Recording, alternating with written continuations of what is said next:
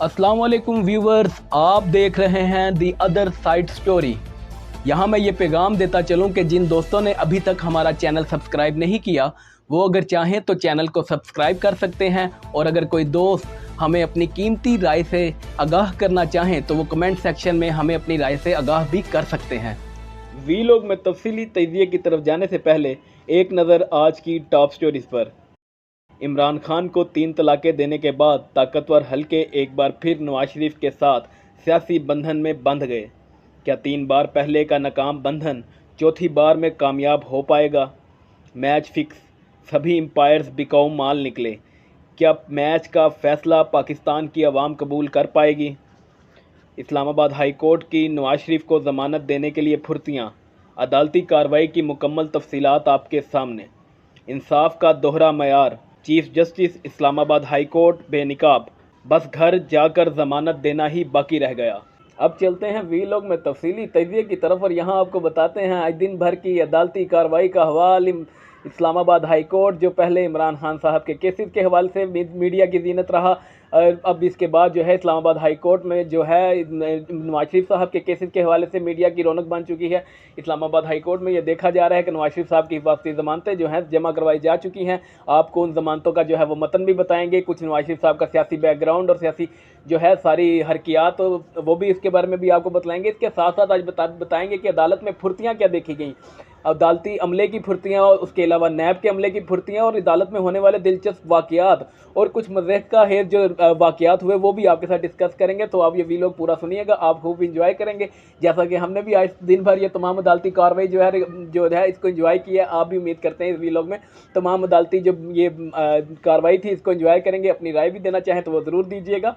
तो यहाँ पर आपको बताते चलते हैं कि नवाज शरीफ साहब ने जो है अपनी हिफाजती ज़मानत के लिए इस्लामाबाद हाई कोर्ट से रजू किया है। जैसा कि आपको याद है कि नवाज शरीफ साहब को केसेस के अंदर जो है मुख्तलिफ केसेस के अंदर जो इश्तिहारी करार दिया गया था, उसके बाद अब नवाज शरीफ साहब ने जो है अपनी हिफाजती ज़मानत के लिए इस्लामाबाद हाई कोर्ट में अप्लाई किया है। अदालती दरख्वास्तें जमा करवा दी गई हैं। मज़ेदार चीज़ ये है नवाज शरीफ साहब 21 अक्टूबर को पाकिस्तान वापस आ रहे हैं, और आज तकरीबन जो 3 रोज़ पहले उन्होंने 18 अक्टूबर को जो है अपनी हिफाजती ज़मानतों के लिए जो अप्लाई किया है, इसके हवाले से हमें तो कोई शक व शुबा नहीं कि नवाज शरीफ साहब की सियासी वापसी के लिए पूरा एक रास्ता फ्राहम किया जा रहा है। पूरी स्टेट मशीनरी जो रियासत की पूरा निज़ाम है, जो पूरी मशीनरी है, वो नवाज शरीफ साहब की वापसी के लिए मेहनत कर रही है, और नवाज शरीफ साहब की वापसी के लिए अपनी में खिदमात को जो है पेश कर रही है। इस वक्त जो देखा जा रहा है कि रियासती मशीनरी ने नवाज शरीफ साहब की वापसी के लिए कोई भी कदगन उसमें रुकावट नहीं हायल हुए, कोई रुकावट का हायल नहीं की। इसके बाद अब ये देखा जा रहा है नवाज शरीफ साहब ने जो है हिफाजती ज़मानतें जमा करवाई, दरख्वास्तें जमा करवाई ज़मानत के लिए, जिसका मतन ये है कि नवाज शरीफ साहब ने आज जो अदालत में दरख्वास्त जमा करवाई उसका मतन कुछ इस तरह था कि गैर जमहूरी क़ुव्वतों ने माजी में मुझे और मेरे ख़ानदान को सियासी इंतकाम का निशाना बनाया। कानून नाफिज करने वाले इदारों के ज़रिए के लिए कानून हमारे खिलाफ बतौर हथियार इस्तेमाल हुआ। आमिर के दौर और सियासी मुखालफिन की हुकूमतों के दौर में मुझे और मेरी फैमिली को निशाना बनाया जाता रहा। बतौर वज़ीर-ए-आज़म मेरे दौर में अरबों डॉलर के मंसूबे मुकम्मल हुए। मेरे खिलाफ 2013-16 में जो केस बनाए गए वो बरकरार नहीं रहे। 2016 में मेरी वज़ारत उज़्मा के दौरान मुल्क तरक्की कर रहा था। पनामा की सुप्रीम कोर्ट में समातों और JIT में पेशियों की तफसीलात दरख्वास्त का हिस्सा हैं। ताकतवर JIT मेरे खिलाफ किकबैक्स के इख्तियारात के गलत इस्तेमाल और कमीशन का कोई सबूत सामने न ला सकी। इसके बाद ये देखा गया करप्शन पर कोई सबूत ना मिला तो तनख्वाह न लेने के इल्ज़ाम में मुझे निकाल दिया गया। जैसा कि आपको याद है नवाज शरीफ साहब बारहा ये कहते रहे हैं, और पाकिस्तान मुस्लिम लीग नवाज ये बारहा कहती रही है कि हम नवाज शरीफ साहब को जो है बेटे से तनख्वाह न लेने पर निकाला गया है। उसके बाद ज़मानत का कभी गलत इस्तेमाल नहीं किया, ये नवाज शरीफ साहब कह रहे हैं, और तिब्बी बुनियाद पर अदालत के सामने पेश नहीं हो सका था। मेडिकल रिपोर्ट्स मुस्तकिल बुनियादों पर लाहौर हाई कोर्ट में जमा होती रही हैं। आपको याद होगा नवाज शरीफ साहब ने जो है यहाँ से 50 रुपये वाले जो है स्टाम्प पेपर पर जो है लंदन रवाना हुए थे अपने इलाज के लिए। अदालत ने उनको रास्ता फराहम किया था, और उस ज़माने की अदालतों का हवाल देखिए कि लाहौर हाई कोर्ट उस ज़माने में पूछा करती थी कि अगर नवाज शरीफ साहब को कुछ हो जाता तो इसकी ज़िम्मेदारी कौन लेगा। यानी इमरान खान गवर्नमेंट होती थी उस ज़माने में, बुज़दार साहब जो है CM होते थे, तो पंजाब हुकूमत से ये तलब किया जाता था, इस सवाल का जवाब तलब किया जाता था कि बताएं अगर नवाज शरीफ साहब को कुछ हो जाता तो उसकी ज़िम्मेदारी कौन लेगा। तो आज देखा ये गया कि नवाज शरीफ साहब ने उन तमाम बातों को जो है जवाब अपना दरख्वास्त में जो लिखी हैं वो तमाम बातें अदालत से जो गए थे वो 4 हफ्तों की छुट्टी लेकर 4 हफ्तों के वो इलाज करवाने गए थे, लेकिन आज दिन तक वापस नहीं आए। अब इसी 21 अक्टूबर को वापस आने। इसके हवाले से जो मज़ेदार चीज़ है वो ये कुछ इस तरह हुई कि आज अदालत में जो ज़मानत के लिए दरख्वास्त दायर हुई वो 1:30 पर हुई। यानी 15 मिनट बाद जो है अदालत में नंबर भी लग गया और उसके तकरीबन कोई 25 मिनट के, यानी पहले जो 31 पर ज़मानत शुरू हुई थी, दरख्वास्त दायर हुई थी, उसको 25 मिनट पर बेंच भी बन गया और उसके बाद 30 मिनट के अंदर अंदर समाअत शुरू हो गई और 15 मिनट के अंदर समाअत ख़त्म हो गई। यानी ये तकरीबन कोई आप मिला 1 घंटा 1.5 के अंदर अंदर जो है तमाम के तमाम कार्रवाई जो है मुकम्मल कर दी गई थी नवाज शरीफ साहब की हिफाजती ज़मानत के लिए। इसके दौरान भी बड़ी मज़हक़ा है चीज़ें होती रहीं। उसके दौरान आपको बताते चलते हैं कि जैसा कि आज नैब प्रोसिक्यूटर जो रिजवान कुरैशी साहब थे, उनके हवाले से बड़ी मज़ेदार चीज़ सामने आई। कदरे हैरत का मामला ये था कि नवाज शरीफ साहब की ज़मानत की दरखास्तों पर समाअत के दौरान नैब प्रोसिक्यूटर बगैर नोटिस के कमरा अदालत में मौजूद थे। यानी अभी नोटिस नहीं किया अदालत ने, लेकिन वो कमरा अदालत में मौजूद थे, क्योंकि उनको मालूम था कि मेरा महबूब लीडर वापस आ रहा है, तो मैं क्यों ना उसकी ज़मानत के लिए वहाँ मौजूद हूँ। तो नैब प्रोसिक्यूटर जो है अपने महबूब लीडर की ज़मानत के लिए वहाँ मौजूद थे, बगैर नोटिस के वहाँ मौजूद थे। अदालत ने अभी तलब नहीं किया था। तो उसके साथ एक और मज़ेदार चीज़ ये थी कि अदालत के पूछने पर वो रोस्ट्रम पर आए, यानी कटघरे में आए, तो नैब की जानिब से उन्होंने कहा कि नैब की जानिब से मुझे बाकायदा हदायत दी गई हैं, जिस पर यह कहा गया है कि हमें नवाज शरीफ साहब की वापसी यानी उनको ज़मानत देने पर कोई इतराज़ नहीं। बगैर नोटिस हिदायत का भी कहने पर मियाँ जो जज थे इस्लामाबाद हाई कोर्ट के जस्टिस मियाँ गुल हसन औरंगज़ेब कुछ हैरान हुए, रिमार्क्स दिए, आपको हिफाजती ज़मानत देने पर कोई इतराज़ नहीं, कल को आप कहेंगे कि फ़ैसला ही कलकदम करार दे दें, फिर आप चेयरमैन नैब से पूछ लें कि आप ही अपील ये डिसाइड कर देते हैं। जस्टिस मियाँ गुल हसन औरंगज़ेब, वो जब अपील फ़िक्स होगी तो उस वक्त हिदायत लेकर दलाइल देंगे। चेयरमैन नैब अभी बैरून मुल्क हैं, यानी चेयरमैन नैब का भी बैरून मुल्क हैं, हम उनसे पूछ के बाद में दलाइल देंगे इस हवाले से। अभी आप ज़मानत दे दिए थे नैब प्रोसिक्यूटर कुरैशी साहब। नैब प्रोसिक्यूटर आपको बताते चले, नैब जो इन दिनों जो है इमरान खान साहब के हवाले से जो है तोशाखाना केस काफ़ी तेज़ी से लेकर चल रहा है, उसके साथ ही साथ जो है अलकादे ट्रस्ट का केस जो है वो तेज़ी के साथ लेकर चल रहा है। लेकिन यहाँ पर इस्लामाबाद हाई कोर्ट के अंदर नैब ने जो अपनी जो सुस्त रवि दिखाई, तो वो नहायत काबिल दीद थी। उम्मीद करते हैं कि नैब ऐसे ही तमाम सियासी लीडरान के लिए भी अपनी सुस्त रवि दिखाएगा। लेकिन यहाँ पर देखा यह गया कि जहाँ जैसे अदालतें इमरान खान के मामले में मुलतवी केसेस को मुलतवी करती रहीं, इल्तवा का शिकार करती रहीं, उनको ताख़ीर का निशाना बनाती रहीं, ऐसे ही आज नैब प्रोसिक्यूटर जो है अपना सुस्त रवि का शिकार रहा नवाज शरीफ साहब के लिए। और जिस तरह अदालतें जो हैं इमरान खान के ख़िलाफ़ केस चलाने में जो है तेज़ी दिखाती रहीं, उसी तरह आज अदालतें जो हैं नवाज शरीफ साहब के जो ज़मानत देने का मामला था उसमें तेज़ी दिखाती रहीं। तो यहाँ पर ये चीज़ें मज़ेदार सामने आती रहीं। इसके हवाले से भी कुछ अहम तरीन अपडेट्स हैं हमारे पास, वो भी आपके साथ शेयर करते हैं। हमने पहले भी आपको कहा था कि अदालत जो है इस वक्त दोहरा इंसाफ का म्यार रखती है। अदालत इस्लामाबाद हाई कोर्ट जो अपनी जुरिस्डिक्शन को नवाज शरीफ साहब के लिए इस कदर वसी कर चुकी है, और वही इमरान खान साहब का जब मामला था तो इमरान खान साहब के हवाले से इस कदर उन्होंने अपनी जुरिस्डिक्शन को क्लोज़ कर दिया था कि बायोमेट्रिक तक भी करने नहीं दी थी। अब यहाँ पर जो अदालत का जो एक शख्स के लिए कानून और था और दूसरे शख्स के लिए कानून और, आपको इसकी मिसाल देते हैं। आज इस्लामाबाद हाई कोर्ट ने तो अटारनी के ज़रिए ज़मानत की दरख्वास्त दायर नहीं कर दी, यानी अटारनी के जरिए कोई और आपकी जगह पर दरख्वास्त जमा करवा दे और बायोमेट्रिक कर ले। इमरान खान साहब के हवाले से ये था कि जब उनको वज़ीराबाद के अंदर हमले में, कातलाना हमले में ज़ख्मी किया गया, तो अदालत ने उनको ये है मोहलत या ये कह लीजिए ये नहीं थी दी। उसके बाद जो है उनको कहा गया कि आप अदालत आएँ और अदालत में आकर बायोमेट्रिक कीजिए। लेकिन आज जो देखा यह गया कि जब नवाज शरीफ साहब का वाक़या हुआ, नवाज शरीफ साहब की दरख्वास्त जमा कराने का वक्त आया, तो अदालत ने कहा कि जी नहीं, हम आपके लिए हाजिर हैं, आप जो है दरख्वास्त जमा करवाएं। और उनके लिए बायोमेट्रिक के लिए सहूलियात फ़राहम की गई अता तारड़ साहब को, यानी अता तारड़ ने जो है नवाज शरीफ साहब की तरफ से अटारनी को जो बायोमेट्रिक था उसको किया। हालांकि आपको याद होगा कि इमरान खान साहब जो है 9 मई को जब अगवा किए गए पाकिस्तान की रियासती फ़ोर्स के हाथों, पाकिस्तान की जो ताकतवरों के हाथों, उनको जब अगवा किया गया, उनको अदालत से उठाया गया, तो वो वही उसी बायोमेट्रिक कमरे के अंदर थे जहाँ वो अपनी बायोमेट्रिक करवा रहे थे। तो आज नवाज शरीफ मुल्क से बाहर है, तो कैसे इसके अटारनी के ज़रिए दरख्वास्त दायर हुई, ये बात समझ से बालातर है। और दरख्वास्त पर कोई इतराज़ भी नहीं लगा।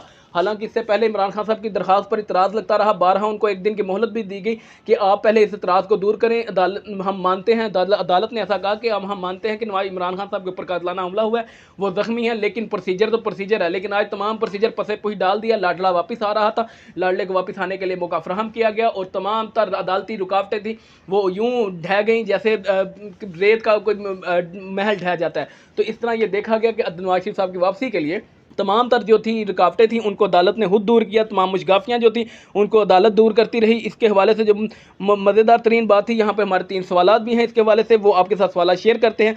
क्या इश्तिहारी का मुख्तार हाथ दरखास्त ज़मानत या केस की बहाली की दरख्वास्त दायर कर सकता है? मुल्जिमान को बायोमेट्रिक नहीं और इश्तिहारी जब तक सरेंडर नहीं करता, गिरफ्तारी नहीं देता, दरखास्त दायर कैसे हो सकती है? मुख्तार हास कब हासिल किया? और पाकिस्तानी एम्बेसी एक इश्तिहारी का मुख्तार हास सेक्शन 216 पे को सामने रखते हुए गिरफ्तार तो कर सकती मगर तस्दीक नहीं कर सकती। लेकिन अदालत ने इन सब जो सवालात थे इनको पसे-पूछ डाला और नवाज शरीफ साहब की वापसी के लिए अपनी जो है बाहें खोल ली कि मेरा महबूब लीडर वापस आ रहा है, मेरे महबूब लीडर को आने दो। और नैब ने भी इस हवाले से कोई भी अपनी जो है पेशरफ्तियाँ नहीं की। लेकिन यहाँ पर आपको मज़ेदार तरीन चीज़ें ये थी कि नवाज शरीफ साहब की वापसी के लिए किसी ने कोई चूं चरा नहीं की, क्योंकि मामला सेट थे। नवाज शरीफ साहब एक बार फिर जो है चौथे बार निकाह करना चाह रहे हैं।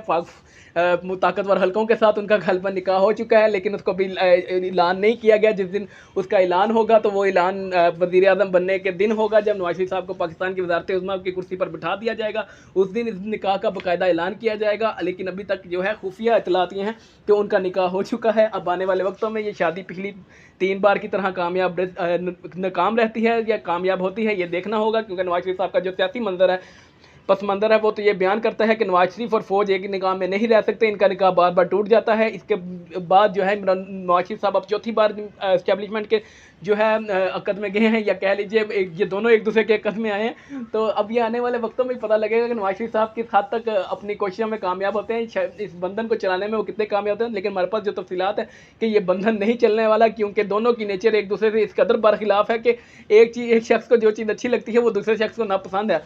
तो क्या कह सकते हैं, महबूब दो मिल रहे हैं। लेकिन आने वाले वक्तों के मुताबिक तो हम यही कह सकते हैं गुज़िश्ता पस मंज़र को देखते हुए कि जैसे नवाज शरीफ साहब जो है 1990 में वज़ीर आज़म बने, लेकिन तो 3 साल गालबन के बाद 1993 के अंदर इनकी हुकूमत को उड़ा कर रख दिया गया। ताकतवर हलकों को ये नापसंद होने लगे। उसके बाद जो है नवाज शरीफ साहब 1998 में वापस आए और 1999 में परवेज़ मुशर्रफ साहब ने जो है मार्शल लॉ लगा दिया। मार्शल लॉ के बाद नवाज शरीफ साहब को जो है जद्दा रवाना कर दिया गया। आपको पूरा ये मंजर याद होगा जब नवाज शरीफ साहब जो है कह रहे थे कि मैं पाकिस्तान से नहीं जाऊंगा, लेकिन फिर पता चला कि रात को नवाज शरीफ साहब जो है खसूसी त्यारे के जरिए जद्दा रवाना हो गए। उसके बाद 2013 में जब वो पाकिस्तान के वापस वज़ीर आज़म बने तो नवाज शरीफ साहब ने एक बार फिर नारा लगाया कि फौजी जर्नैलों का इख्तिसाब होगा। उन्होंने परवेज़ मुशर्रफ का जो है इख्तिसाब करने की कोशिश की। परवेज़ मुशर्रफ का इख्तिसाब करना था कि परवेज़ मुशर्रफ को त्यारे में बिठाकर दुबई रवाना कर दिया गया, ये इख्तिसाब हो रहा था। उसके बाद जो नवाज शरीफ साहब जो है 2016 में फिर निकाले गए। उसके बाद उनकी हुकूमत को पनामा केस के अंदर उलझाया गया। उनकी हुकूमत को जो है पनामा केस के बतौर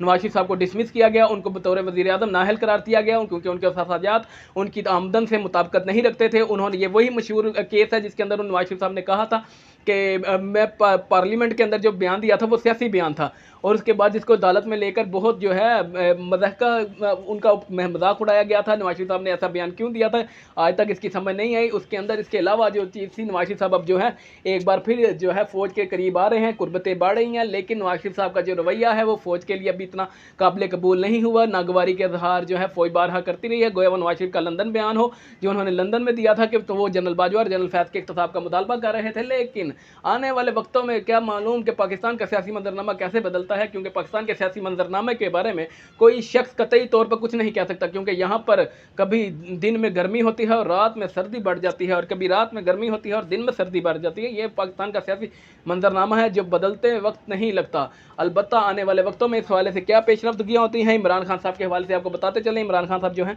जेल के अंदर अपनी सज़ा भुगत रहे हैं और इस तमाम मामले को विजिट कर रहे हैं। जैसा कि हबीब अकरम साहब ने जो है अपने निजी इंटरव्यू टीवी को इंटरव्यू देते हुए कहा था कि जो प्रोग्राम था उनका, उसमें टॉक शो में उन्होंने बात करते हुए कहा था कि नवाज शरीफ साहब जो है वापस आ जाएंगे, उनको अहल भी करार दिया जाएगा। तो देखा यह जा रहा है कि नवाज शरीफ साहब वापस आ रहे हैं। 21 अक्टूबर को उनको अहल करार दे दिया गया, और इमरान खान साहब तो ये पहले से जानते थे और उनको इस बारे में कोई शक व शुबा नहीं था कि वो अहल करार दिए जाएंगे और नवाज शरीफ को अहल करार दिया जाएगा। अब नवाज शरीफ साहब की वापसी के लिए जो तमाम माहौल तमाम स्टेज सेट कर दिया गया है। आने वाले वक्तों में उस हवाले से कुछ में नई मजीद पेशरफ्तगियाँ होती हैं या नहीं होती, इस हवाले से कुछ कहना कबल अज़ वक्त होगा।